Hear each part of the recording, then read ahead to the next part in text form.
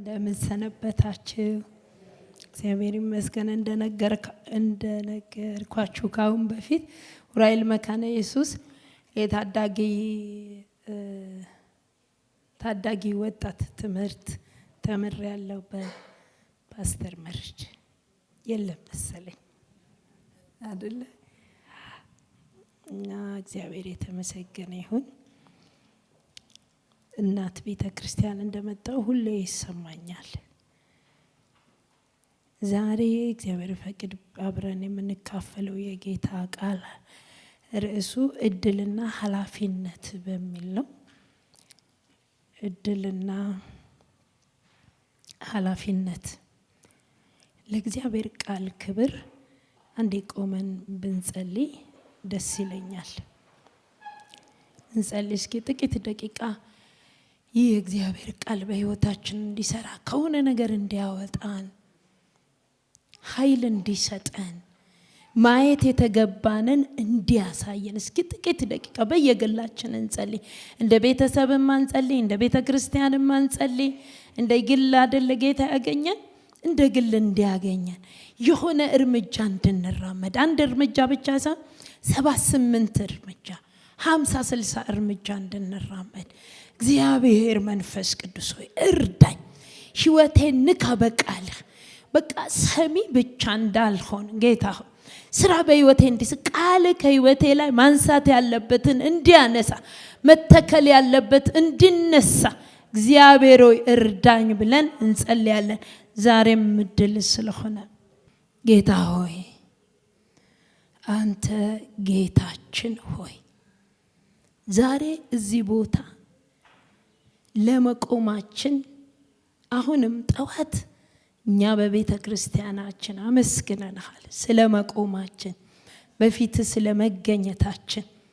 ዛሬ ደግሞ እንደገና ደግሞ ሁለተኛ እድል ለኔ ሰጥተኸኛል፣ አብረው ላሉት ሰጥተሃል፣ ለሁላችንም ሰጥተሃልና እናመሰግናለን። ጌታ ሆይ በአንደበት በዝማሬ በጸሎት ከምናመሰግን ይልቅ ሕይወታችን ምስጋና እንዲሆን አቤቱ ለየት ያለ የቃልህ መንፈስ ያገኘን። ምን ልትለን እንደፈለግ ይግባን።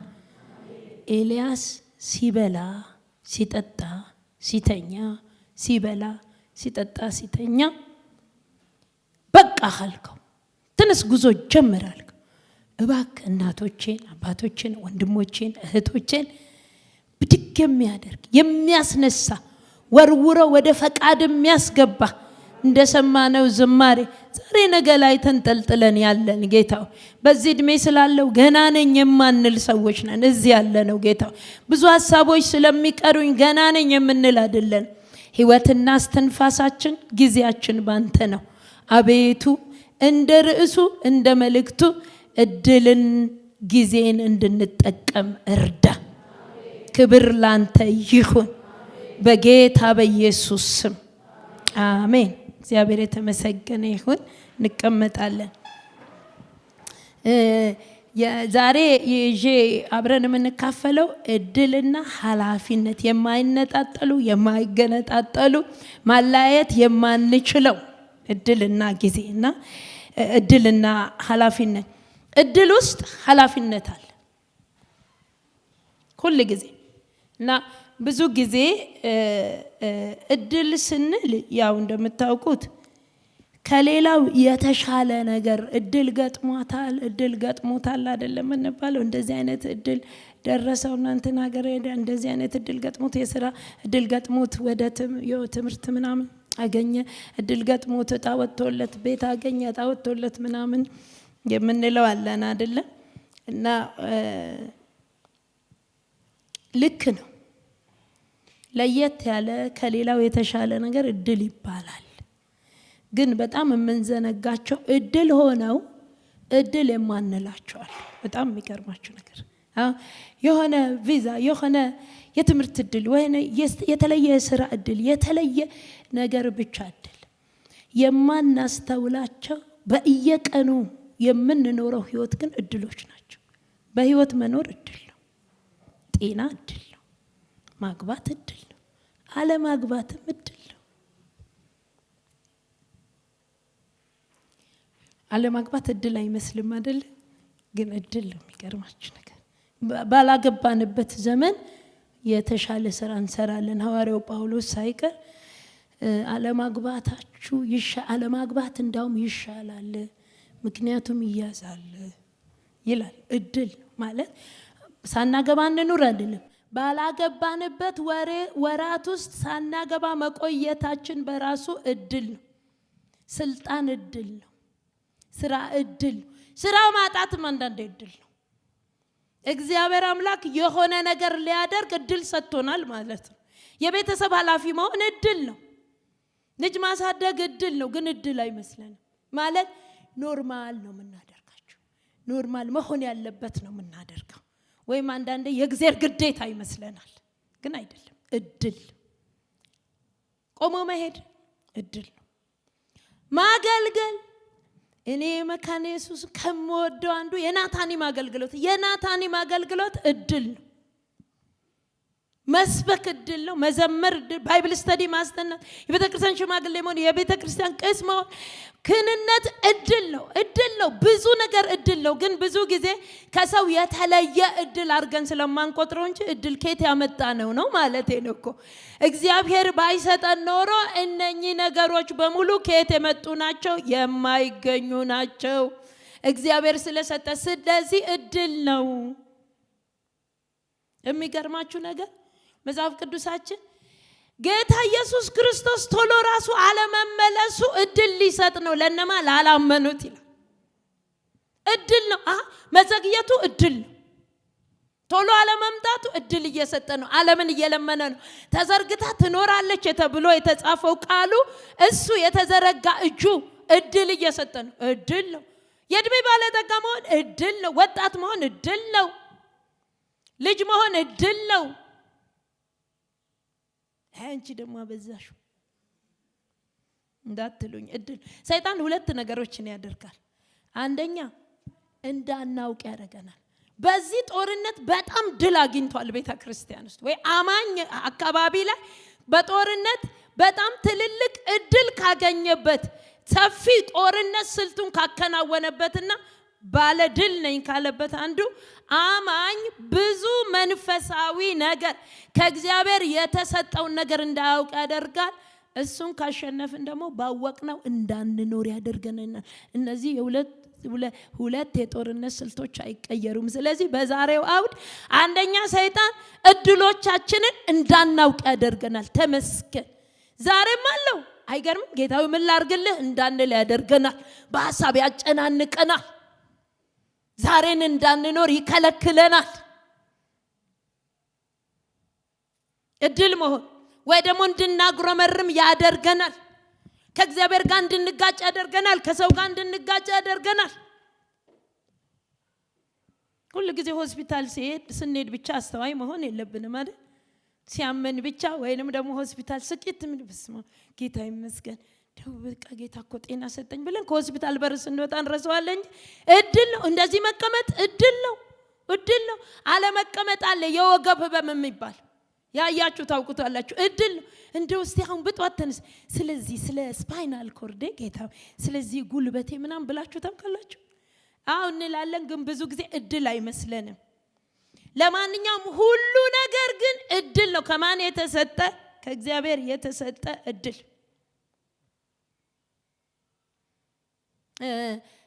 ኤሳው ትዝ አላችሁ? እድሉ ቅልል ትሽ አለ። እቺ ደግሞ ምንድናት አለ እኮ ነው የሚለው አይደል? ምንድናት? ብኩርና ምን በህይወት መኖር ምንድን? አሁን በቃ ምን አዲስ ነገር ነው? አሁን እኔ ቸርች ሄጄ ተካፈልኩና ግን እስቲ የሚያማቸው ሰዎች ጋር ሂዱና እንደው ስለ ዛሬ እሁድ ስለመምጣት ወይ እግዚአብሔር በአንድ እጁ ደግፎኝ በሌላ እጁ አንስቶኝ ምናምን ምስክርነታቸው ብዙ። ለኛ ግን እዚህ መድረስ ምንም እድል ነው፣ ግን ኃላፊነት አለበት። ዛሬ እዚህ በመቀመጣችን እድል እንደሆነ ታውቃላችሁ? ኃላፊነት የተሞላ እድል እንደሆነ ኃላፊነት አለበት። የምን ኃላፊነት? ቃሉን በአግባብ ልንሰማ፣ መዝሙር በእግዚአብሔርን በአግባብ ልናመልክ፣ በአግባብ ልንሰጠው። የሚለምን ሰው ስጦታ ላንሰጠው። ከሱፐር ማርኬት የተረፈንን ከእንትን መካከል አውጥተን ከርስት መካከል አውጥተን ብለን ላንሰጠው፣ በአክብሮት ልንሰጠው፣ በአክብሮት ልናመልከው፣ በአክብሮት ቃሉ እግዚአብሔር ቆይ ምን ሊለኝ ነው የፈለገው ዛሬ ቆይ ልንለው ኃላፊነቱ አለ። ዛሬም በኋላ ቅድም ወንጌላዊት ጸጊ ተናግራለች እኮ ሄዱ በቃ አለቀ። እድል ነው እድል ማባከን ብዙ ጊዜ በመጽሐፍ ቅዱሳችን እንደ ታሪክ የሚገርማችሁ ብዙ አላነብም። ማነበውን ክፍል አስፈላጊ የሆነ ብቻ ስለምታውቁት በአብዛኞቻችሁ በመጽሐፍ ቅዱሳችን የታሪክ ማረጋገጫ ተደርጎ የተጻፉት ሰዎች ዝም ብሎ የታሪክ ማረጋገጫ ብቻ አልነበሩ፣ የተሰጣቸው እድል ጭምር ነው። እዩ ማቴዎስ ምዕራፍ 2 ላይ እናንተ አንብቡት ብያለሁኝ። ማቴዎስ ምዕራፍ 2 ላይ ቁጥር 1 ጀምራችሁ ስታነቡ በሄሮዶስ ዘመን ሄሮዶስ የይሁዳ ገዢ በነበረበት በዚያ ዘመን ኢየሱስ ተወለደ ይላል። ለሄሮዶስ እድል ተሰጥቶት ነበር ማለቱ።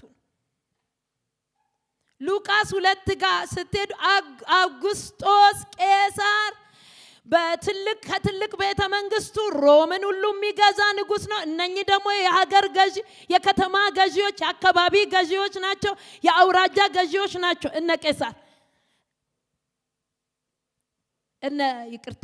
እነ ሄሮዶስ ቄሳር ከትልቁ ቤተ መንግስት አንድ ትእዛዝ አወጣ። ካሸነፈበት ቤተ መንግስት፣ ድል ካገኘበት ቤተ መንግስት ሮም ትልቅ ሀገር ናት። በጊዜው ሀገራትን የገዛች ሀገር ናት። በዚያ ዘመን ቆጠራ አወጣ።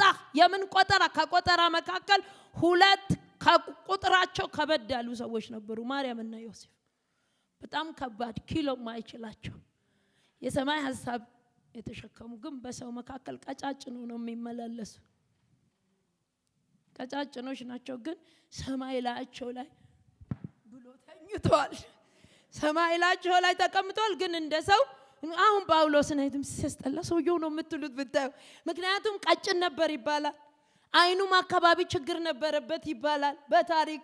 እና ጳውሎስን ያየሰም ምን ያንከለክሏል ሰውዬ እዴ እንዳውም አሉ የቆሮንቶስ ሲታይ አሉ የስተት አስተማሪዎች ድምጹ ቅጭጭ ያለ ሰውነቱ ቅጭጭ፣ ኃይሉ ግን ከባድ ይሆን። ምክንያት ያመጣው ኃይል የግሪክ ፈላስፎችን ግራም ያጋባ በጠዋት ተነስተው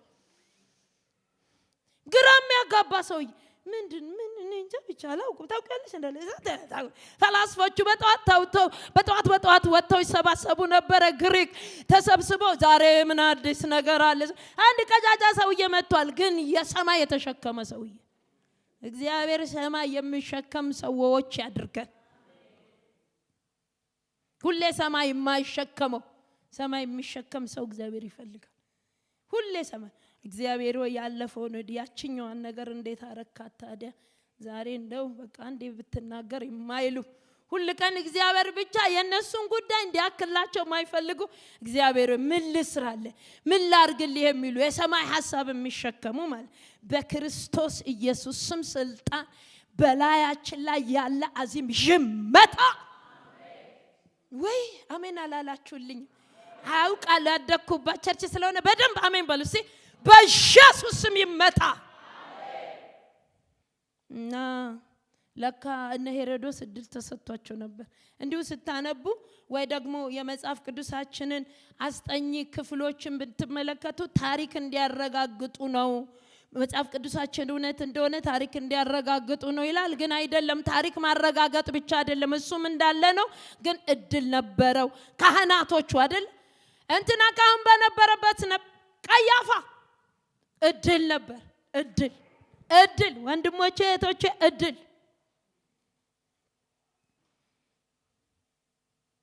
ወርቅ የሚያባክን ገንዘብ የሚያባክን እኛ ጋር አለ።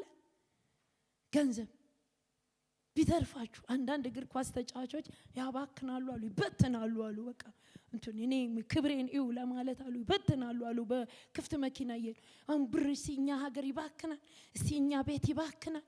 ወገኖች መጀመሪያ ፈንዲሻ አቅርቡ፣ ቀጥላችሁ ሰዎቹ ከቆዩ ዳቦ ቆሎ፣ በጣም ከተቸገራችሁ ዳቦ በሻይ፣ በጣም ሰዎቹ አለውጣ ካላችሁ እንጀራ በሽሮ እንዴ አስተዳደራችን እኮ በየቤቱ በጣም ጥንቅቅ ያለ እድል ማባከን ግን ምንም ወርቁን አንስተን ወርቅ እድሜ ወጣቱ ወርቅ እድሜውን በሲጋራ በመናምን በወሬ በሐሜት በመናምን ይጨርሳል። ወርቅ የሥራ እድል ኢየሱስን የምንናገርበት በየቢሮአችን በየትምህርት ቤታችን የምንናገርበት ምን ጸልይበትን እድል ፌስቡክ ማን ቲክቶክ በለው ቲክቶክ ላይ ስትበላው ነው የሚለን ቲክቶክ ሄድ በለው ወይዘሮ እንትና ምን ሆነች እዚህ ላይ ደግሞ ወይ ደህና ሴት አለበት እንትኑ ፖለቲካ ወደቀ ተነሳ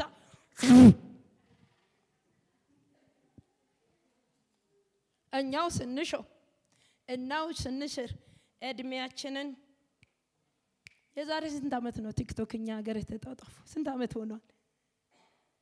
ስንት ዓመት? ቅርብ ጊዜ አይደል እንዴ? ተጣጣፈናል አብረን። አሁን ደግሞ በምን እንዲያጣጡ ኤአይ መጥቶልናል ደግሞ ያጣጥፈናል። እኔ እምላችሁ አንድ ቀን ምን አልኩት ኤአይን እኔ እምልህ አልኩት አማርኛ ታውቃለህ እንዴ? በአማርኛ አናገረኝ። ስለማታምኑ ነው ገብታችሁ ይሁት ያጣጥፈናል። ጊዜያችንን የሚበላ ሁሉ ነገር ያጣጣፈን ነው። እድል እየቀለጠ ነው ያለው ቲቪዎቻችን እግር ኳስን ቁጭ ብለን ስናየው እና እንግሊዝ እኮ ትልልቅ ስታዲየሞች እሁድ እኮ አይፈቀድም ነበር። በነገራችን መኪና መንዳት አይፈቀድም። ቸርች ነበር የሚፈቀደው እኮ። አሁን ስታዲየሙ ተጨናንቆ እኛ እዚህ ቁጭ ብለን እየከፈትን እንትና ፈታ አገባ እንትና ሆነች ምናምን ምንልበት ሰዓት እድል እኔ ዜናቲው አግባብ አርጉት ነው ያልኩት። አግባብ ተማሪው ትምህርቱን እንትን እያለ እኔም አለውልህ ይለዋል ብቅ ብሎ እኔን ማየት ትችላለህ አዲስ ነገር እያለ ያመጣል። ትምህርታቸውን ትተው ተማሪዎቹ ሲያረጉት ሙሉ ቀን እድል እኮ ነው ያነደደባቸው ነው ያለው። ካልተቆጣጠርነው ዘመናችን በጣም ፍጥነት ያለው እድል በሊታ ዘመን ነው። ዛሬ ግን ለማንኛውም በአጭሩ እድላቸውን የተጠቀሙ ያልተጠቀሙ ጥቂቶች የተጠቀሙ ብዙዎች ብናይ ይሻላል። ያልተጠቀሙ ወይንም እድላቸው ውስጥ ገብተው እድላቸው ውስጥ የነበረውን ኃላፊነት ያልተወጡ የመጀመሪያው ሰው እናንተ መሳፍንት 16 ቁጥር 20 ብቻ አንድ ሰው ካነበበልን ደስ ይለኛል። ሳምሶን እንደምታውቁት ከተወለደ ጊዜ ጀምሮ ምንም ከኃይል በስተቀር ድካም የማያውቀው ልጅ ነው። ሕፃንም ሆኖ እኔ የሚመስለኝ እናት አባቱ መሸከም የሚያቀታቸው ይመስለኛል። ምክንያቱም አብሮ የተወለደው ኃይል አለ። ስለዚህ እግዚአብሔር እድል ሲሰጠው ምን አለው? እንግዲህ ሳምሶን ምትበቀልልኝ አለ፣ ሕዝቤን ያስጨነቀ አለ፣ አንተን አገናሃለሁ፣ አንተን ረጅም አደርጋለሁ፣ አንተን ዝነኛ አደርጋለሁ፣ አንተን ብቁ አደርጋለሁ፣ የሕዝቤን ጠላት ትበቀላለህ ብሎ አስነሳው ይላል። ምዕራፍ 16 ጋር ስንደርስ አወላለዱን ታውቃላችሁ። በጣም በጭንቅ የተወለደ መልአክ መጥቶ አናግሮ ሊገለን ይሆን እንደ እግዚአብሔር የመጣበት የተባለበት መወለድ በማይችልበት ቤተሰብ ውስጥ ነው የተወለደው ሳምሶን። እግዚአብሔር እድል ሰጠው። ምን ለማድረግ? የሕዝቡን ጠላቶች እንዲበቀል እድል ሰጠው። ሳምሶን ግን እድሉ ውስጥ ያለውን ኃላፊነት በአግባብ አልተጠቀመም። ምን እንዳደረገ ታውቃላችሁ? ዛሬ ጠዋትኛ እዛ በሌላ መልኩ ስንካፈል ነበር። ሳምሶን የተሰጠውን እድል ለግል ጥቅሙ ለግል ፍላጎቱ አዋለ። ማን የሰጠውን? እግዚአብሔር የሰጠውን እድል። እግዚአብሔር የሕዝቡን ጠላት እንዲበቀል የሰጠውን እድል ሳምሶን ለራሱ ፍላጎት አደረገው። ሳኦልም እንዲሁ ቅድም እንዳነበብነው ምዕራፍ 15 ላይ የተቀባኸው ሕዝቤ በመንገድ ሲሄድ ያ ታሪክ ያስገራሚ ታሪክ ያለ ዓለም መተው የተፈለኩት ታሪክ ያ እኔን እንዲናገረኝ በፈለኩት ታሪክ ውስጥ ጠላት ሆኖብኝ አማሌቅ። ስለዚህ አማሌቅን እንድትበቀልልኝ እፈልጋለሁ። ስትበቀልልኝ ሁሉንም ማጥፋታለሁ። ሳኦል ግን አላደረገው። ኃላፊነቱን አልተወጣም። ንጉሱን አስተረፈ፣ ወፋፍራሞቹን አስቀረ። እሱ ጋር ቢቆም ጥሩ ነበር ወገኖች። ሲያመጣ ምን እንዳለ ታውቃላችሁ? መንፈሳዊ ነው ያደረገው። እኔ ለራስህ ላንተው ብዬ ለመስዋዕት ያመጣኋቸው ናቸው። ሌላው ህዝቡ ነው። እንደምታውቀው ህዝብ ከሌለ መንገስ የለም። ስለዚህ የህዝብ ነገር ካንተ ይልቅ ይገደኛል አለ። ከቀባኸኝ ይልቅ ይገደኛል አለ። እግዚአብሔር ምን እንደሚለው ታውቃላችሁ? 16 ላይ ሲጀምር የእግዚአብሔርን ቃል ንቀሃልና እግዚአብሔር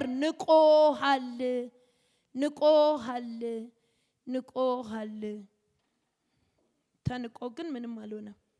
አንዳንዴ እኮ ቃሉና የሰዎች ህይወት አንድ ላይ አይሄድም። እነኚህ ሰዎች ትክክል ናቸው ብላችሁ መንገድ መከተል አላማራቸው? ያምራል እኮ ብታ ሰዎቹ ምንም አልሆኑም። አገር ሰላም፣ ከዛው ቤተ መንግስት፣ ከዛው ኑሮ፣ ከዛው ህይወት፣ ከዛ ገበታ አልተነሱም፣ ከዛ አለባበስ አልወጡም፣ ከዛ ንብረት አልወጡም። ግን እግዚአብሔር ንቆ ሄዷል። አስቤ ነበረ ግን የምትሆን አይነት አይደለም። የሚቀናልኝ ስለ ስም የሚንገበገብ ስለ ንጉስ ሳኦል እኮ ሐውልት ሊያሰራ ወጣ። የስሜ መጠሪያ ግን አንድ ቀን በሞት ድንገት ብሎ ነው መሰለኝ ሐውልት ያሰራል፣ መስዋዕት ይሰዋል። ሁሉ እንደሚመለከተው ነው የሚያውቀው። ሁሉ ጋር ያለው ነው የሚለው። ስለዚህ እግዚአብሔር እንዳትሳሳቱ፣ በማንም መንገድ እንዳንሳሳት ወንድሞቼ ነው። እና የድሉን ኃላፊነት ሳኦል አልተወጣውም። የእግዚአብሔር ልብ ጋር አንዳንድ ነገር እኮ ያልተወጣ ነው ተቸግረን። እንደነ ሳኦል ዳልቶላ ይሆን እኮ ይችላል ወገኖች። እንደነ ሳኦል እኮ አይ ባክሽን አንቺ አልገባሽም፣ እኔ ድሌን ያልተጠቀምኩት እኮ ተጨናንቄ ፈተኑኝ፣ ሰዎቹ ገደሉኝ፣ አባረሩኝ፣ እንትና ምን ላድርግ ብላችሁ ነው ቤተክርስቲያን እንድንሆነች እንትን ስለሆነ ነው እንጂ እኔ አገልግሎቴን እኔ ኑሮይ እኔ እኮ የድል ኃላፊነት መወጣት ዋጋ ያስከፍላል። ባልሰደብ ኖሮ ነው ያላረገው እኮ የድል ኃላፊነት ሲወጣ እኮ ኢየሱስ ተናቀ ይላል፣ ተሰደበ ይላል፣ ተተፋበት ይላል፣ በጥፊ ተመታ ይላል። የአጋንንት አለቃ ማነው አሁን ቸርች ውስጥ እንደዛ ብሎ አገልግሎት ላይ ምን ቆይ በጣም እኔ አጋንንት አለቃ እኔ ኧረ አላለም እሱ ኧረ አላለም። እኔ ማለት የሚገባው ጌታ አላለም። እዛው ቁጭ ስራውን ቀጠለ። መቀጠል አስቸግራችኋለሁ ከይቅርታ ጋር መቀጠል ይገባኛል እንበል አንድ ላይ። ግድላችሁም ባለመልእክቶች ስላላችሁ መቀጠል ይገባኛል። መቀጠል የድል ኃላፊነት መወጣት በመቀጠል ብቻ ነው የሚመጣው። ያልቀጠለ የድሉን ኃላፊነት አይወጣም። ሳኦል መቀጠል አልቻለም። ለምን? ህዝብ ነው አለ። ህዝብ ትቶኝ ከሄደ ባዶ ቸርች አቅፌ ልቀመጥ ነው እንዴ? እኮ ባዶ ቸርች ቁጭ ወገኖቼ፣ በባዶ ወንበር ላይ እንደምን አደራችሁ ወንበሩ አይመልስም። እንደምን አደራችሁ፣ እንደምን ዋላችሁ፣ እንደምንድናችሁ፣ እንደትናችሁ ታዲያ ምናምን ብላችሁ መስበክ ነው። ሲያነቃነቅ ነው እኮ የምንነቃነቀው። ሲያንቀሳቅሰን እኮ ነው የምንንቀሳቀሰው። ሰው ድርቅ። እኔም ጠዋት ስናገር ነበር የማገለግልበት በቤተ ክርስቲያን ድርቅ። እኔ የጸሎት አገልጋይ ነው። ኡራኤል ማህበረ ምእመናን ኡራኤል አጥቢያ ላይ እኮ ታዲያ አምናም ጸልያለሁ፣ ዘንድሮ ዛሬ ምናምን ጸልይ እዛው ጸልያለሁ። ከዛ መጨረሻሽ እንደሆነ አይታወቅም። እንደ ሐና ግን አንድ ቀን ኢየሱስ ይመጣል። 84 ዓመቷ መጣ ይላል። ስምዖን ሆይ አቤት፣ አንተ እድሜ ሄዶብሃል እኮ ምን እያሰብክ ነው ያለኸው? ያ ያሰብከው ነገር የሚሆን አይደለም። ሆነም አልሆነም መጠበቅ ይሻላል። እችንም ከደገማችሁልኝ ብዙ እንደዚህ ሰው አላስቸግርም። ሆነም አልሆነም እንበል እስቲ። ጌታን መጠበቅ ይሻላል። በስፍራ በቦታ አንዳንድ ሰው እየተዘዋወረ ነው ጌታን የሚጠብቀው። ደስ አይልም? የኖህ መርከብ ቁራው ትዝ አላችሁ? ያገኝ ይሆን እንዴ እስኪ ማረፊያ ሲዞር ከተማው ተጥለቅልቋል ሲዞር እና እየሄደ ብሎ ታሪክ የለም ብሎ በመዝገብ አይጻፍም። ታውቃላችሁ ምን ዞርበት ጊዜዎች አይጻፍም። ታሪክ የእግዚአብሔር ታሪክ አውቀው እኛን ካንዱ ቸርች አንዱ ቸርች ካንዱ በህብረት ወደ ሌላ ህብረት ስንቀያየር እሱ ምን ይባላል መሰላችሁ? በመጽሐፍ ቅዱሳችን ቀኖቻቸው በከንቱ አለቁ።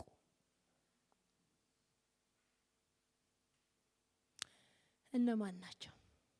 የተስፋ ቃል ልጆች አባቶች ከግብጽ የወጡ በምን ተንከራተቱ? በምድረ በዳ ከእግዚአብሔር ጋር ሳይግባቡ ቀኖቻቸውን አቃጠሉ። በዙረት ያዞራቸዋል። ይዞራል። አንዳንዴ ስጋ ስጠብስ እኔ መብሰል አለ መብሰሉን በሹካ ነው እንደዚህ ነካ አረገውና ደም ነገር ካወጣ ገና ነው ጥብሱ ላሉ አልወድም። ደም ያለው ጥብስ ለጋ ጥብስ አልወድም። ቸክ ጌታ እኮ ስንዞር ቸክ ውያው ናት። ትቀጥል ምረበድ ቸክ ይቀጥል።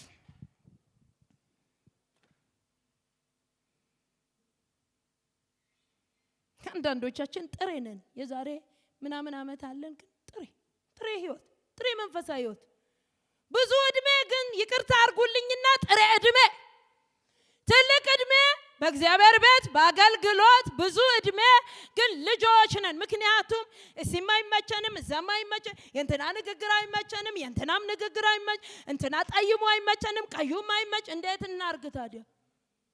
እዚህ ያለነው ከለሮቻችን ብዙ ነው፣ አመሎቻችን ብዙ ነው፣ እይታዎቻችን። አሁን የስንት ሰው አይን እንዳረፈብኝ ምን ያወራጫታል እቺ ልጅ ትላላችሁ አንዳንዶቻችሁ።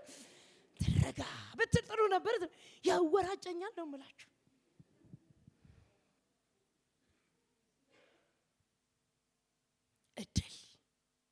እድል በምድረ በዳ ኃላፊነት ሳይወጡ እነኛ አባቶች አለቀ እድሜያቸው። የድል የተሰጣቸው እድል እውነት እኔም እምልላችኋለሁ እናንተም ትምሉልኛላችሁ። የባሰ አገልጋዮች ይምሉላችኋል። ማስተርሳቸውን የሰሩ አሉ እዚህ መጽሐፍ ቅዱስ ይሄው አጥንተነዋል የሚሏችሁ ፒኤችዲም የሰራ ሊኖር ይችላል። የእውነት ነው የምላችሁ። ምንም እግዚአብሔር ለማስወጣት ነበር ያስገባ አረጋግጫለሁ የምትሉ ሆይ ተባበሩኝና ለማስገባት ነበር ያልገቡት እድላቸውን አባክነው ማን ገባ? አዲስ ትውልድ ገባ። እኔ አስታውሳለሁ ከትምህርት ቤት መጥቼ እዚች ወደ ሁለተኛ ሶስተኛ አራተኛ ረድፍ ላይ እንበረከክ ነበር። ጸጥታው ደስ ይለኝ ነበር። ሐዋርያት ሥራ ምዕራፍ 13 ቁጥር 36 የምታውቁት ዳዊት በራሱ ዘመን የእግዚአብሔርን ፈቃድ ካገለገለ በኋላ አንቀላፍቷል። ከአባቶቹ ጋር ተቀብረው ስጋው በስብሷል። ግን የክርስቶስ አልበሰበሰም ለማለት ነው። ስብከት ላይ ነው ያለው። ዳዊት ግን በራሱ ዘመን እድሉን ተጠቅሞ ዳዊት እድል ገጠመው። አንድ ቀን ከረኝነት ልጁ ወንድሞቼና እህቶቼ ስሙ፣ ልጁ ጉደኛ ልጅ ነው። እረኝነት ቦታም ሆኖ ሰው አይሳደብ፣ እግዚአብሔርን አይሳደብ። እግዚአብሔርን እኮ አይሳደብም ነበር። እኔ ከወንድሞቼ ምን አጥፍቼ እድለቢስ እንደሆን ካላቁ ይሄው ጠዋት ቁሩ ያዕቆብ እንዳለው ያዕቆብ እኮ ነው ያለው እንጂ ዳዊት አለ ቁሩና በረሃው ቁር ብርድ ነው አለ።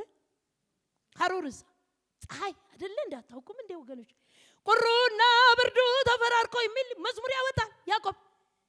ቁርና ብርድ እንዲፈራረቅ ያረገው በገዛ መንገዱ። ይሄኛው ምን ያረግ ነበር ይላል? በገና ይመታ ነበር፣ እግዚአብሔርን ያመሰግን ነበር። ከዛ ተነስቶ ቀጥታ ንጉስ በብዙ ውጣውረድ አልፎ ወገኖቼ የእድሉን ኃላፊነት በአግባብ ተወጣ። እችንም ክፍል ባነብ ደስ ይለኛል። አንደኛ ነገሥት ምዕራፍ 15 ከ3 እስከ 5 ድረስ ባነበው ደስ ይለኝ። እርሱም ከአባቱ ከእርሱ በፊት የናባጥ ልጅ ኢዮርብዓም ከአንድ ልጀምር በነገሰ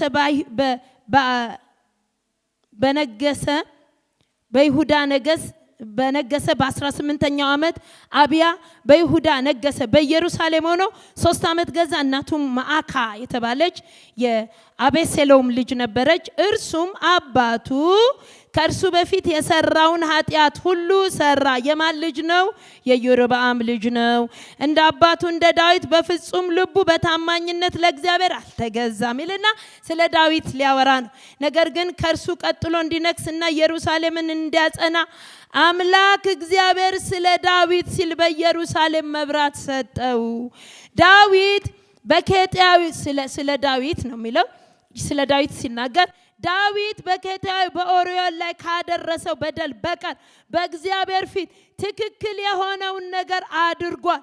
በሕይወት ዘመኑም ሁሉ ከእግዚአብሔር ትእዛዝ ፈቀቅ ያለበት ጊዜ አልነበረም። ዳዊት በኦርዮን ቤት ካደረሰው በደል በስተቀር እድሉን ሙጥጥ አዲስ ኪዳን ሐዋርያ ሥራ መሄንን ነው። ደግሞ እንደ ልቤ ሆነው የእሴይ ልጅ ዳዊትን አገኘው የተባለ እድልና ኃላፊነቱን የተወጣ። የሚገርማችሁ ነገር ዳዊት ኃላፊነቱ ሲወጣ በጣም ታግሶ ተወጣ። ትዕግስት ኃላፊነት እንድንወጣ ያደርገናል። እስቲ ተመልከቱ። ከረኝነት እስከ ቤተ መንግስት ከገባ በኋላ አመራሩን ሁሉ ስትመለከቱ እንዴ ታቦቱ ይውጣ ብለውት እኮ በስደት ልጁ ባሳደደው ጊዜ ከትዕግስቱ መጨረሻ ሳሚ ይገደል ሲሉት እንዳትገሉ ምናልባት እግዚአብሔር ግደል ብሎት ስደበው ብሎት ሊሆን ስለሚችል ትዕግስት አለ እንዴ። የስድብም ዘመን ለራሱ ይፈቅዳል። የመሰደብ ጊዜ ንጉስ ትናንት ቢሰደብ በረኝነት እኔ እኮ እግዚአብሔር አክብሮኛል፣ በከተማይቱ እኮ የታወቅኩ አገልጋዩኛል፣ እኔ እኮ በሀገሪቱ ያለው ሰው ነኝ፣ እኔ እኮ ስልጣን አግኝቻለሁ አላለ። ተውት እስቲ ምናልባት ኃጢአቴን ጭርስርስ ማረግበት ስድብ ፈቀዱለታል። ትዕግስት ማንም መሰደብ አይፈልግም፣ ግን ኃላፊነታቸውን የሚወጡ ሰዎች ስድብንም ይታገሳሉ፣ ንቀትንም ይታገሳሉ።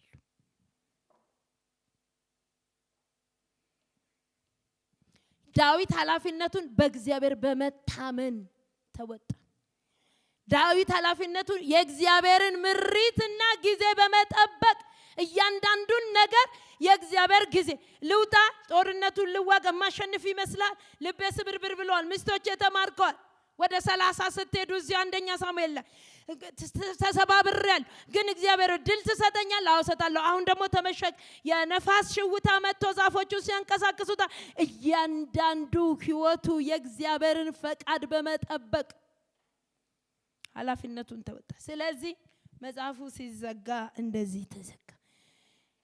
ዳዊት በራሱ ዘመን የእግዚአብሔርን ሐሳብ የጠላትን ሐሳብ አይደለም፣ የሰው ሐሳብ አይደለም፣ የራሱንም ሐሳብ አይደለም፣ የራሱንም ዕውቀት አይደለም። ዛሬኛ የተማርነው ቤተክርስቲያናችን በራስ አለመደገፍ፣ በራስ ጥበብ አለመደገፍ፣ በራስ ዕውቀት አለመውጣት አለመግባት የእግዚአብሔርን የቀባውን ከረኝነት ያመጣውን ንግስና የሰጠውን ጌታ አከበረበት። እድሉን አሟጦ ለማን ተጠቀመ? ለእግዚአብሔር ለሰጠው እድል ለሰጠው እግዚአብሔር ጤና፣ እድሜ፣ ትዳር፣ ህይወት፣ ልጆች፣ የልጅ ልጆች፣ የአገልግሎት ቦታ፣ የሥራ እድል፣ የስልጣን እድል፣ የማግባት እድል፣ ያለ ማግባት እድሉን ተጠቀመ። እረኛ ሆኖ እድል የተጠቀመ ሰው ደህና አድርጎ በገና ይመታል የተባለው እኮ በገና የተለማመደው እረኝነት ቦታ ነው። አስተማሪ ያልነበረው የበጎችን ጉርጉሮ እድሉን ሙሉ ለሙሉ ተጠቀመ። አንዳንድ ጊዜ እግዚአብሔር አምላክ አንዳንድ እድሜ ሲከለክል ልክ ነው ማለቱ ጥሩ ይመጣል። ስለሄዱት አይደለም ማለት ሕዝቅያስ አስታወሳችሁ? በቃ አይዞህ ሕዝቅያስዬ በቃ 15 ዓመት ጨምሬልሃለሁ ብሎ አንድ ቀን ሞቅ አለው ነው የምላችሁ። ሞቅ እግዚአብሔር በሰጠው እድሜ ሞቅ አይባልም። ሞቅ አለውና ሁሌ ይታሰባል። ይኸው ሞቅ አለውና ለምን አላስጎበኘውም ብሎ እንዳለ የቤተ መቅደሱ አልቀረ፣ የቤተ መንግስቱ አልቀረ። አስጎበኘና አስማርኮ ርፍ በቀረበት ሕዝቅያስ በቀረብህ አንዳንድ ነገር በቀረብን ከጊዜው የዘላለሙ አይሻልም? የዘላለሙን ልንሰማ ነው እዚህ የተቀመጥነው። ምንም ትሆናላችሁ እያልኩ አይደለም፣ ግን ዛሬ መንፈስ ቅዱስ እግዚአብሔር በቃሉ እየተናገረ ነው። ምን እየተናገረ? አሁንም የሰጠውሽን እድል ተጠቀሚ። አገልግኝ በሰጠውሽ እድል። ሱቅ ውስጥ ነው የምቆመው። አንቺ ደግሞ እኮ አገልግኝ ሱቅ ውስጥ ቆመሽ መተሽ ቸርቹን ትረጊ፣ ጸልይ፣ ተንበርከኪ። ለዚህ ማህበረ ምእመናን ጩህ ወንድሜ፣ አገልግል የተሰጠን እድል። እግዚአብሔር እንደሆነ እቺ እድልህ ናት፣ እቺ ኃላፊነትህ ናት ምናምን አይልም። ዝም ብሎ በገፍ ነው የሚሰጠን ብታዩ፣ በገፍ። ስለዚህ አንዳንዶቻችን ሰርተን ያገኘነው ነው በጉልበቴ። እግዚአብሔር ፈራና ዘዳግም ላይ ምን ይላችኋል? እናንተ እንደው አይነ ውሃችሁን ሳይ አልጣማችሁኝም አላችሁ። አደራ እዛ ስትገቡ ጉልበቴ፣ ኃይሌ፣ ስራዬ፣ ጥንቃቄ፣ ጤና መጠበቄ እንዳትሉ አላቸው። ለእስራኤላውያን ነው እግዚአብሔር የሰጠኝ እድሜ፣ እግዚአብሔር የሰጠኝ ንብረት ሳይሆን እንደ ምንም ቢሆን ጠንቀቅ ብዬ እንትን እንዳትል። እድሜ የሚሰጥ እግዚአብሔር ነው። ሀብት የሚሰጥ እግዚአብሔር ነው። ንብረት የሚሰጥ፣ ትዳር የሚሰጥ እግዚአብሔር። ልጆቼ አይባልም፣ ይባላል። እናንተ በሉ፣ እኔ ግን አልልም። አቅም አያጥራችሁ ልጆቼ ለማለት አቅም አያጥረንም ወገን፣ ሊያጥረን እኮ ይገባል። ትዳሬ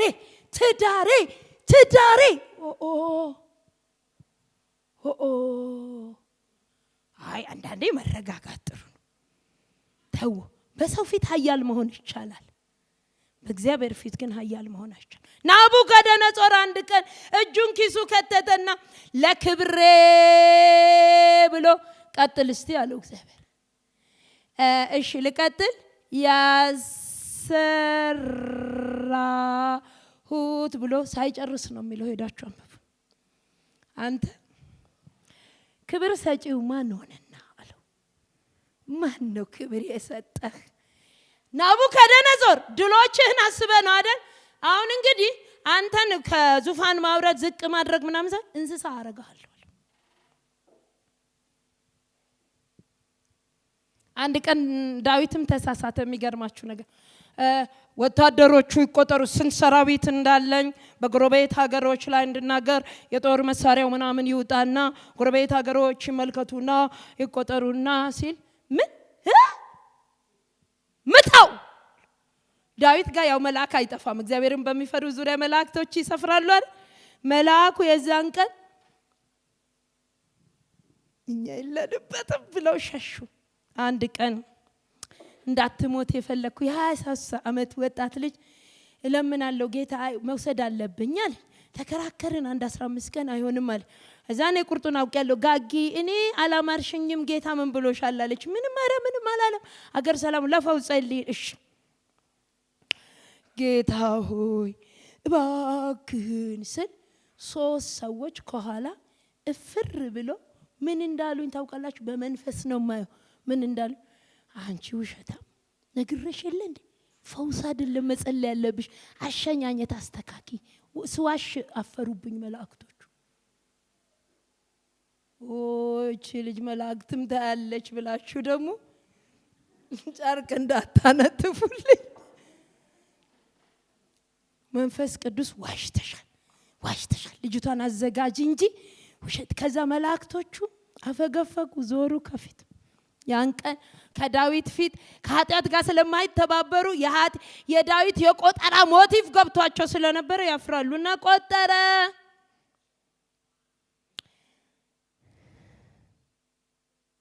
ለማንኛውም ግን እድሉን ተጠቅሞበታል። ስለዚህ የሚለው አንድም ቀን በኦሪዮን ካደረገው በስተቀር ትክክል የሆነውን ነገር የእግዚአብሔርን ትእዛዝ ጠብቆ እድሉን ተጠቅሞ ሌላ ንግስት አስቴር ናት። አስቴር ገባች ይላል። አላነብላችሁም። አስቴር ገባች። የት ገባች? ቤተ መንግስት።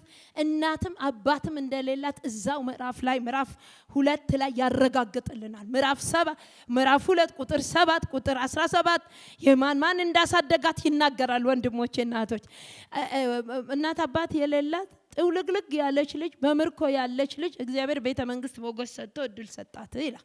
ከዛ በኋላ አቤት አመስግኑ፣ በጸሎት አጨብጭቡ፣ ዘምሩ፣ እልልታ ጭብጨባ ሳይበዛ አልቀረም። ጭብጨባ ይላል እግዚአብሔር። ኧረ ጭብጨባ በዛብኝ። እኔ እኮ ኃላፊነት ሰጥቼሽ ነው እንጂ የንግስ ንጉስ ቤት መሆን ምንም አይደል። እንኳን ንጉስ ቤት የኔን ቤተ መንግስትም አለ እኮ። አንቺ ደግሞ አስቴር ተረጋጊ ለጥበቃ ሴቶቹን ሁሉ ስታይ መናቅ ጀመረ። ከኔ ውበት ማን ይበልጣል? ጸጉሬን ይሁት አይኔ ምናምን ስትል ለጣለች። ከለታት አንድ ቀን ሃማ ተነስቶ ህዝብ ሁሉ መጥፋት አለበት ሲል ተኝታለች፣ በመንፈስ ተኝታለች። አንዳንዶቻችን በስጋ በጣም ንቁነ፣ በመንፈስ ግን ተኝተናል። ስለዚህ ሐዋርያው በሮሜ ላይ ምን ይለናል? እናንተ በሙታን ከተማ ያላችሁ ያንቀላፋችሁ ንቁ፣ ከሙታን ተነሱ፣ ክርስቶስ ያበራላችኋል። ቸርች ያላችሁ ብትተኙ ሆይ እያመለካችሁ በመንፈስ የተኛችሁ ሆይ ኑሮ ያስተኛችሁ፣ ምቾት ያስተኛችሁ፣ ችግርም ያስተኛል። በረዶ ሀገር ስትሄዱ አይደለ? በረዶ ሀገር የምትሄዱ ወገኖች ያስተኛል ነው የምላችሁ። እኔ አንድ ቀን ግራ ገባኝ።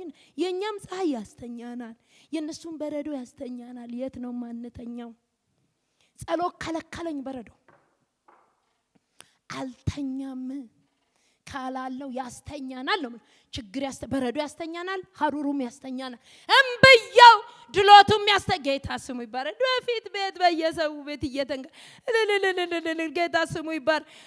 ታዲያ የራስሽን ቤት ሰጥቶሽ ምን ልታረጊበት ነው? እድል ነው። የራስ ቤት ማግኘት እድል፣ መከራየትም እድል ነው። ባክሽን እሱን ቀልጂ። የራስሽን 1-3 ቤት ይዘሻል ብትሉኝ አይደለም።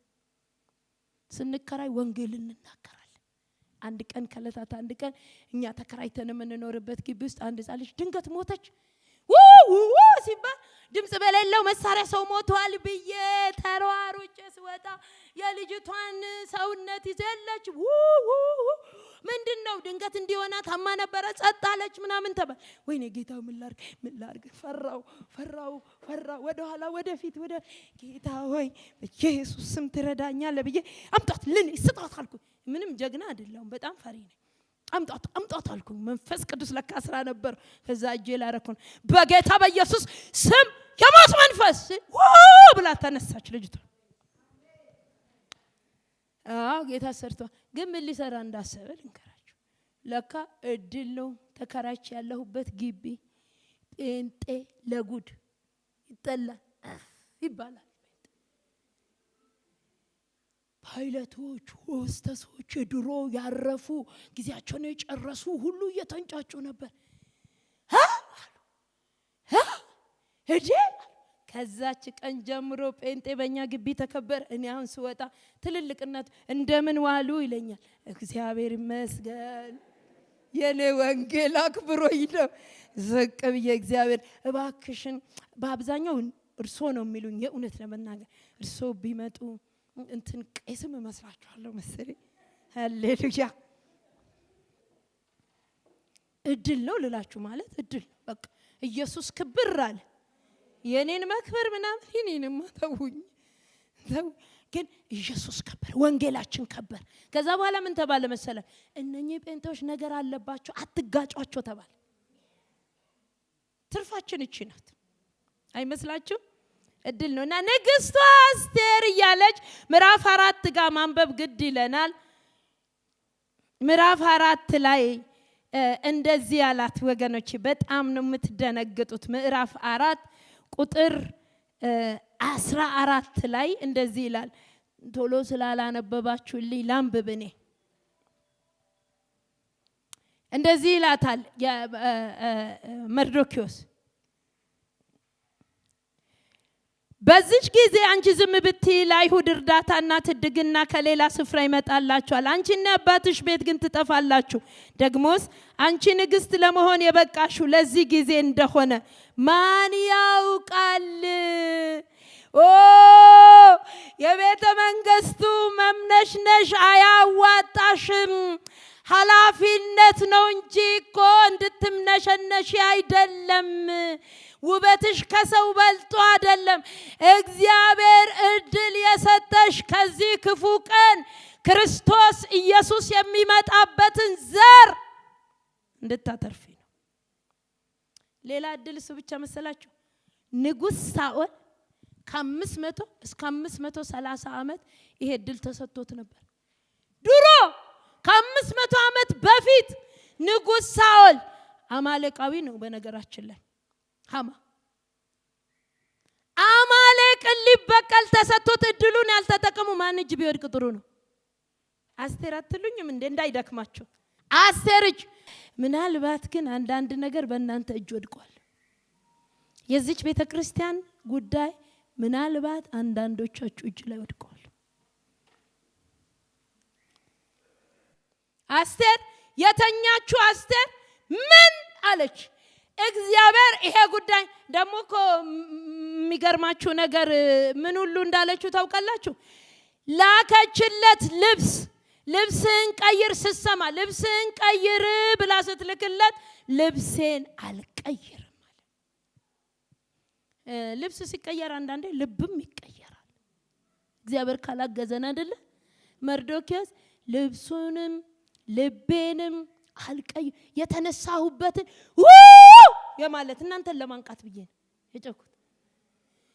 የማለት ጌታ ሆይ ውራኤል መካነ ኢየሱስ ብዙዎችን ያሳደግ ጌታ ሆይ ለማለት አዲሱን ትውልድ ቅድም የቆሙትን እነሱን ታደግ ለማለት አይ ሐሳብ አልቀይርም። አንዳንድ ሐሳብ አስቀያሪ አገልጋዮችም ተገልጋዮችም ህዝብም አለ። መንፈሳዊ ብትለቅ አይሻልም? ብትቀይር አይሻልም? ብትወጣ አይሻልም? አልወጣም፣ አልቀይርም። አሜን። ዛሬ ጠዋት ስንማርኛ ሳራ አብርሃምን መከረችው፣ ምክሩን ተቀበለ፣ እስማኤል መጣ፣ እስከዛሬ ያልተቋረጠ ጦርነት ሆነ። ከዛ በኋላ ኃላፊነቷን ምዕራፍ 9 ከ31 እስከ 32 ብትሄዱ በዓል እስከ ማድረግ ድረስ ተወጣች። አስቴር እስከ መጨረሻው የሳኦልን በቀል ለእግዚአብሔር እንደተበቀለች ታውቃላችሁ። እጂ አንዳንዶቻችን ከ500 ዓመት በኋላ የመካነ ኢየሱስ እድሜ ስንት እንደሆነ እንግዲህ እናንተ ታውቃላችሁ። ግን እኔና እናንተ አሁን ለማንኛው ለኔም እኮ ድል ደርሶኝ የዛሬ እኮ ዓመት ጥቂት ዓመታት እኮ ወገኖች ተካፋይ እኮ ነበርኩ እዚህ ቁጭ ብዬ እኔ ቀስ በላይነ ያስተማረውን አረሳው እዚች ፑልፒት ላይ ዛሬ ደግሞ ለኔ እድል ሰጠኝ። እግዚአብሔር ደግሞ እድል ሰጠኝ። በሰጠኝ እድል ምን ታድርግ ታዲያ? አንቺ እዚህ ቸርች አባል አይደለሽም። ተንበርክኬ እግዚአብሔር ምንድነው የምትላቸው መጠየቅ አለብኝ። ይሄ ጉባኤ አንድ ጊዜ ጉባኤ የመጨረሻው ሰው ዳንኤል ነው።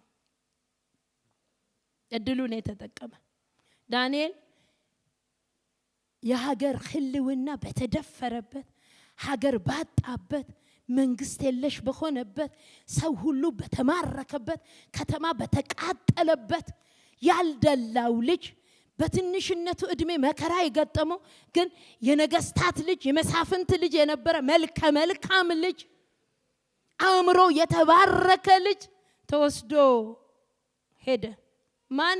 ማን ቤት ይገባል? ናቡከደነጾር የወርቅ መንግስት ቤት ገባ። የወርቅ ቤተ መንግስት ውስጥ ገባ። ዳንኤል ሲያስጨበጭብ ምናምን አታገኙትም። በጣም ኮስተራ ልጅ ነው። ምዕራፍ 1 ላይ ነው የሚጀምረው። የሚገርማችሁ ነገር ብናየው ደስ ይለኛል። በጣም ነገረኛ ልጅ ነው። ነገረኛ ምቾት የማይመቸው ልጅ። አንዳንድ አማኞች ምቾትን ቆጣጠሩታል። ምቾት መቆጣጠር ምዕራፍ 1 ላይ ምን ይላል መሰላችሁ? ቁጥር 8 ዳንኤል ግን በንጉሱ ምግብና የወይን ጠጅ እንዳይረክስ ወሰነ። በዚህ መንገድ ራሱን እንዳያረክስ የጃንደረቦችን አለቃ ፈቃድ ጠየቀ። እግዚአብሔርም ለዳንኤል በጃንደረቦቹ አለቃ ፊት ሞገስንና መወደድን ሰጠው። ሲወስን ሰጠው፣ ሞገስና መወደድ ሰጠው ለዳንኤል። ጀመረ ዳንኤል በሀገር ሰላም የሚኮሰኩሰውን ነገር መፍጠር ጀመረ። ልጁ እድሉ ውስጥ ያለውን ኃላፊነት ገብቶታል። በጽሁፍ አላስቀመጠም እንጂ ተረድቶታል። ከዚህ የጀመረ ወገኖች ምዕራፍ 2 ጋር ብትሄዱ ነገር ፈላጊ ስገዱ ማይባሉ ማይሰግዱ ልጆች ጓደኞች ሁሉ አፈር በኃጢአት ላይ የሚያምጽ ለእግዚአብሔር በማይመች ነገር ላይ የሚያምጽ ጓደኞቹን ለበጎ ለእግዚአብሔር ፈቃድ የሚያሰልፍ ለማፍረስ አይደለም፣ በጎ ነገር ለማበላሸት አይደለም፣ በጎውን ነገር የሚያጎላ ጓደኞች አፈራ። ዳንኤል አካሉ ተሰልቦ ሳይሆን አይቀርም ይባላል። የታሪክ ሰዎች የዳንኤል ለጥያቄ ከዳንኤል በላይ ጥያቄ ላንጠይቅ እንችላለን። ከልጅነት ጀምሮ የስደት ሀገር የመከራ የጦርነት ሀገር ውስጥ የኖረ አካል እንደነሱ እንደባለ ታሪኮቹ ከሆነ አካል አጉድሎ የነበረ ልጅ ከአካል ጉዳቱ ወጥቶ ከሀገር ጉዳቱ ወጥቶ ከስነ ልቦና ጉዳት ወጥቶ ከስሜት ጉዳት ወጥቶ ቀጥ ያለ እድሉን የተጠቀመ ያላባከነ ወገኖቼ እድሉን በምን መልኩ እንዳከበረ ብታውቁ በህይወቱ ተወራርዶ የእድሉን ኃላፊነት የተወጣው በህይወቱ ተወራርዶ እዩ። ምዕራፍ 6 ብታነቡ ምዕራፍ 6 ያለውን ታውቃለህ። ወደ አንበሳ ጉድጓድ የተጣለበት የተጠየቀው ጥያቄ እኮ ለ30 ቀን ጸሎት እንዲያቆም። እኛ ስንት ቀን ነው ያቆምነው? አሁን እውነት ጌታ እየመጣ እጃችንን ብድግ ቢያደርግ ጉድ ነው የምንሆን። ስንት ቀን ነው ቃል ካነበብን? ምን አለበት ቃል አንድ ሰሞን አለማንበብ አለመጸለይ ምን አለበት? ይሄ ልጅ ነገር ፈላጊ ነው እንዴ? አረ ዳንኤል የሚገርም ነው። የየቀኑን እድል ነው የሚጠቀመው። የወጣውን አዋጅ የሞት አዋጅ እድል ለመጠቀም ተነሳ። ምን ለማድረግ? አምላኩ እግዚአብሔርን ለማክበር። አይ አላደርገውም፣ ስልጣን ሊቀር ይችላል፣ እንጀራ ሊቀር ይችላል ነው እንዴ? ምንድነው የሚቀረው? በጌታ ምክንያት ምንም መቅረት የለበትም። እኛ ጋር ምንም መቅረት የለበትም አይመስላችሁ? ነው በጌታ ምክንያት አይ ጌታ ነው እንጂ የሚቀረው። እኔ ቸርች መሄድ ማን ይከለክለኛል? ማን ከለከለን ወገኖች? ምንም ነገር እንዳይጎድለው ሳይሆን ሁሉን ለማጣት ዳንኤል ተነሳ፣ ወሰነ። ጸሎት አላቆምም አለ። ንጉሱ በጣም ይወደዋል። ልጁ በጣም ሰራተኛ ነው። ልጁ እንከን የሌለበት ነው። ልጁ ስልጣን ብቻ አይደለም ስራም ይሰራል። ልጁ እድል ብቻ አይደለም፣ እድል የተሰጠውን እድል የስልጣን እድሉን ተጠቀመ። ከምርኮ ቤተ መንግስት መግባቱን ተጠቀመ። ወይ ዳንኤል አሁን እግዚአብሔር መጥቶ እዚህ ጉባኤ ዳንኤል ቢል ያገኛል? እኔ እንጃ። አንድ ቀን ግን አግኝቶ ሳሙኤል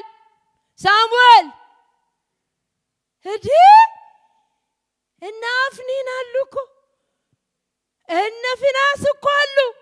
እግዚአብሔር ግን ማንን እንደሚጠራ ያውቃል። አንዳንዶቻችንን አይጠራም። ምን ቦጣውና ነው የሚጠራው?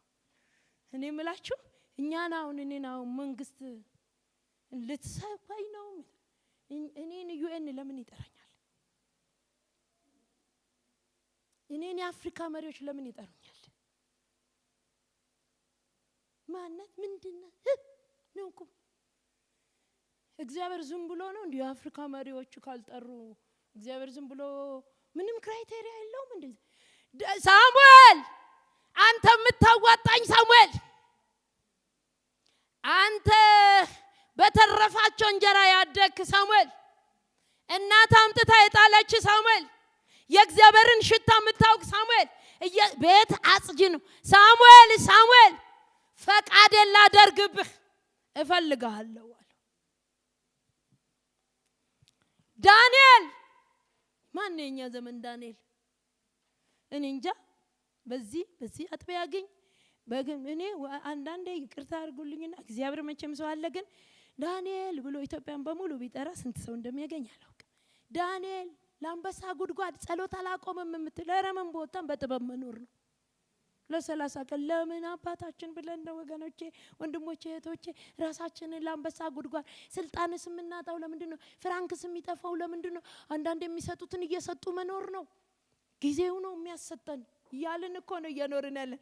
ዳንኤልን ጠራው፣ ኃላፊነቱን ተወጣ። በምን? በህይወት መስዋዕትነት። አስቴርም እኮ በህይወት መስዋዕትነት ነው። ትዝ ይላችኋል ስትነሳ እኮ ብሞትም ልሙት የተሰጠኝ እድል ኃላፊነት እንድወጣበት የጠየቀኝ ገንዘብ አይደለም። ከቤተ መቅደስ መባረር እንደ አስጢን አይደለም። ህይወት ነው የጠየቀኝ። ግን ብሞት ይሻላልች። ሞታ ብዙዎችን አኖረች። አንዳንድ ሰዎች ሞተው ያኖራሉ። ይቅርታና ደግሞ አንዳንድ ጊዜ ኖረንም አናኖርም። ይቅርታ አድርጉልኝ፣ በጣም ደፍራችሁ አይደለም። እኔ እግዚአብሔርን ጉባኤ ያከብራል ወገኖች። ሰው ለራሱ ብቻ ሲኖር እንደመኖር አይቆጠርም እግዚአብሔር ሰፈር። ሰው ለተጠራበት ሲኖር ኖር አለኝ። ኢዮብን አየኸው እንደ ያለው ለምን? ባለጸጋ ሀብት የተትረፈረፈበት ለቸርች ማአት ብር የሚሰጥ አይደለም። ኢዮብ ሆኖ እኮ አይደለም። እግዚአብሔርን የሚፈራ ሰፈር ውስጥ የተቀመጠ ኢዮብ፣ አንድ ባለጠጋ ኢዮብ፣ 10 ልጆች ያሉት ኢዮብ፣ ግን የሚንቀጠቀጥ በቤቱ የሚንቀጠቀጥ ኢዮብ። እግዚአብሔር ኮራ ብሎ ሰይጣንን እሺ በጣም ጥሩ ስትዞር ነበረ፣ ስራ ዙረት ነው መቼም፣ ግን ኢዮብን አይቼዋለሁ እንዴት እንደሚፈራኝ ግን አይታል ሲለው፣ የፈራህ እኮ ንብረት ምናምን ስላለ እንፈትሽ ተባባሉ። እናንተ 2 መንግስታት ናቸው የተጣሉት። አንዳንድ ሰዎች ለእግዚአብሔር 2 መንግስታት ይጣላሉ። ቆም በሉ። አንዳንድ ጦርነት ሲበዛባችሁ መንግስታቱ ግጭት በሁለታችን እየፈጠሩ ኳስ ሆነን እንዳይሆን የዚህ የትላልቁ ቡድኖች ኳስ ጥልዝ፣ አንደኛው ቡድን ጥልዝ እያደረገ፣ ግን እኛ እንደሱ አይደለንም እኮ። ግን የጦርነት ሜዳ እንሆናለን በእግዚአብሔርና በሰይጣን ምክንያት። እግዚአብሔር ይወራረድብናል። አታሳፍረኝም በእውነት ይላል ዳንኤል። አያሳፍረኝም፣ ኃላፊነቱን ይወጣል። ስለዚህ ዳንኤል ኃላፊነቱን ተወጣ ነው የምላችሁ። ሰው ሁሉ የሚጎመጀውን እንጀራ ብሎ፣ ገበታም ቢብሎ፣ ብፌም ቢብሎ፣ ሰው ሁሉ የሚኖርለትን የሚሞትለትን ስልጣን የሚሆነውን ይሁን ብሎ፣ ስልጣን ልልቀቅ ብሎ አይደለም። ግን አይደ ስልጣንና ጸሎት በምን ይገናኛል? ኦራራራራራ ምን አይነት ሰውዬ ነው ይሄ ሰውዬ? እንዴት ጸሎት መተው ከስልጣን ጋር በምን ሄዳል? ፓስተር ምን ነካሽ? ጉባኤውን ለቀሽ እንጂ ጸሎት እኮ ምንም አይደለም። 30 ቀን ባንጸልይ። ዳንኤል ጋር እንደሱ አይደለም። የስተት ትምህርት አይደለም። አስራት መክፈል አለ መክፈል ምንድናት? ምንም። ቅርታ አድርግልኝ። ያው ብዙ ስለቸገረኝ ነው የባለፈው ችግር። አገልግሎት ማቋረጥ ምንም። ብዙ እኔ እንደዚህ አልወድም። ከሰው ጋር እየተጋፉ ጭቅጭቅ ምናምን አልወድም። እንዴት ነው ታዲያ የምንሻለው? ጭጭ ብዬ ቤቴ ክብር ብዬ እቀመጣለሁ። ክብር፣ እኔ ክቡር ሰው ክብር ይቻላል። እሱኛው ቆመን እንጸልይ።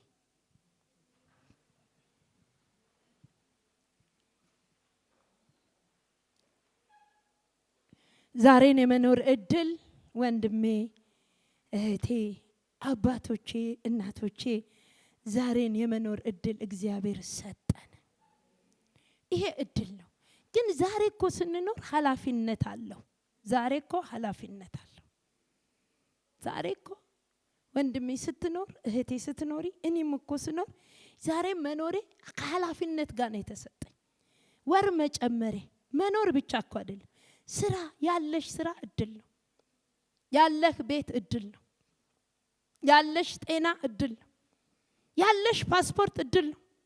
ለምን? ጌታን ለማገልገል፣ እቺን አጥቢያ ለማገልገል እድል ነው።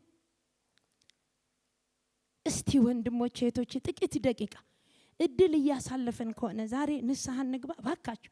ቃሉ ዝም ብሎ ሊወራጭብን አይደለም የመጣው። እግዚአብሔር ነው እያናገረን ያለው። በጣም ጌታን ለምኜዋለሁ። እግዚአብሔር ሆይ እባክህን ለሕዝብ በተሰጠኝ እድል አንተ የምትለውን ብቻ ልበል ብዬ ለምኜዋለሁ። እርግጠኛ ነኝ እግዚአብሔር ነው የተናገረን። የተሰጠን ትዳር እድል ነው። የተሰጡን ልጆች እድል ነው። የተሰጠችን ቤተ ክርስቲያን እድል ነው። ለማገልገል እድል ነው። እሱ እንደውን ሰው አያጣም እንደምታውቁት ምንም አጥቶም አያውቅም።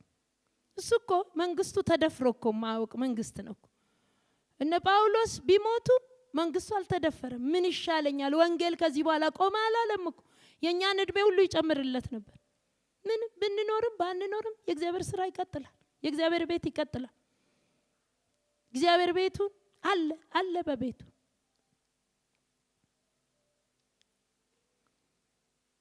እድልና ኃላፊነት የትኛውም እድላችን ውስጥ ኃላፊነት ተሰጥቶናል። አንድ መኪናዬ እድል ብቻ ሳትሆን ኃላፊነት ናት ያለ ገጠር ውስጥ የሚሰራ ሰው አገኘሁኝ። ይሄ ሰው በትንሽ ብር በጣም በማይመች ኮረኮንች ፒስታ በሆነ መንገድ ሰዎች ያመላልሳል። ሲያመላልስ ከሌላው እንዲመርጡት ያደረገው ትንሽ ብር በማድረጉ ነው። መኪናው አሮጌ ናት፣ ልትሞት ደርሳለች። ምን ትሰራበታለህ ስንለው ወንጌል ስሰብክበት ረዳቶቼ በሙሉ ወንጌል ሰባኪዎች ናቸው። በትንሽ ብር ስለሚገቡ ጸጥ ብለው ይሄዳሉ አለ። ከዛ መልሳቸዋለሁ አለ። በትንሽ ብር ስለሆነ እንደሌላው ስለማላስከፍል እያጉረመረሙ ጸጥ ይላል። ባሮጌ መኪና እድል መወጣት አለ እንዴ? አዎ። ልትሞት በደረሰች ጋራጅ በማያሰራ እኔ እንጃ ጌታ ምን እንደከፈለው ግን ይከፍላል። በምድርም ይከፍላል፣ በሰማይም ይከፍላል። እድል ነው። የሚሰራ እጅና እግር መያዝ እድል ነው ወገኖቼ። ምን ገዝተው እናት አባት ገዝተው እኮ አይደለም የሰጡን። እኛ በብራችንና በዲግሪዎቻችን እኮ አይደለም የገዛነው እኮ። እግዚአብሔር ሰጥቶን እስቲ ይጉደልና እዩት ከባድ እንደሆነ። ከባድ ወገብ ሲታመም ከባድ፣ እግር ሲታመም ከባድ። ወይ መለወጫ ዕቃ የለውም። ብረታ ብረት ነው የሚያስገቡብን ወገኖቼ። ብረታ ብረት ከዛ ውጪ አይችልም። በቃ ዕውቀቱ እዚህ ጋር ነው ያለው። የሌላ ሰው አጥንት ቢገጥሙልንም ከባድ ነው። የሌላ ሰው ጉበትና ኩላሊት የምንወስድበት ዘመን መጥቷል፣ ግን ከባድ ነው። አገገመ፣ ሰክሰስፉል ነበር። አዎ አቤት ደሙ ከደም ጋር እንዲዋሃድ ስቃይ ነው ብታው። ወንድሞቼ እህቶቼ የሚሰራ ኩላሊት አመስግን እንጂ እንዴ! እድሉን እንጠቀም።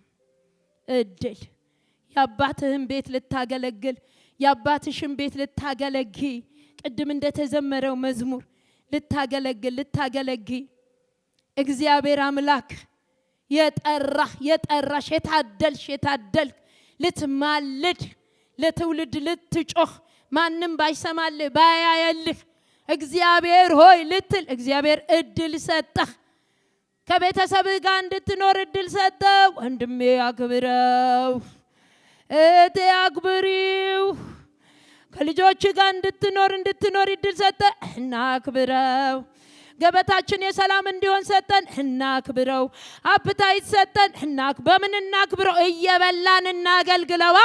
ምግብ እየቀያየርን እናገልግለዋ። በጥሩ መኪና እየሄድን እናገልግለዋ። ድህነትን አይደለም የማወራ፣ ሁሉ ከእግዚአብሔር የተሰጠ።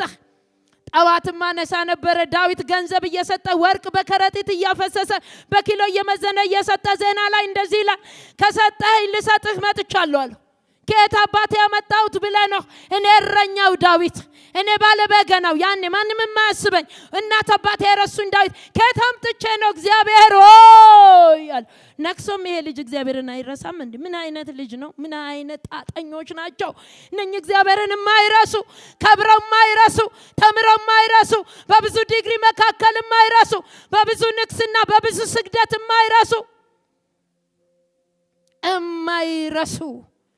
የማይረሱ የትናንቱን የሚያዩ ባንተ ነው የሚሉ እድላቸውን ኃላፊነት የሚወጡበት የእድላቸውን ኃላፊነት እግዚአብሔር ቅዱስ። ክብር ለቃልህ ብቻ ይሁን፣ ክብር ለመንፈስህ ይሁን። ዛሬ ወርውረን ወደ ፍላጎትህ ወርውረን። ይህ ቃል አይኖቻችንን ይክፈት። የተከፈተልን ብንኖር ደግሞ ወደ ሌላ መከፈት አስገባን። ወደዚህ ወደ ትሁት በቃል ወደሚንቀጠቀጥ ሰው እመለከታለሁ እንዳል በቃል መንቀጥቀጥ ይሁንልን። ከድፍረት አውጣን፣ ከልማድ አውጣን። ካንተ ጋር ከመተሻሸት ከመኖር የተነሳ የተዳፈርንህን ድፍረቶች ይቅር በለን። ቃልህን የለመርንበት፣ ዝማሬን የለመርንበት፣ አቤቱ አገልግሎት የለመርንበትን ድፍረት ሁሉ ይቅር በለን። በጌታ በኢየሱስ ክርስቶስ ክቡር ቅዱስ ስም ክብር በሰማይ ሆነ በምድር በሰው ልጆች ሁሉ ዘንድ ላንተ ይሁን። አሜን።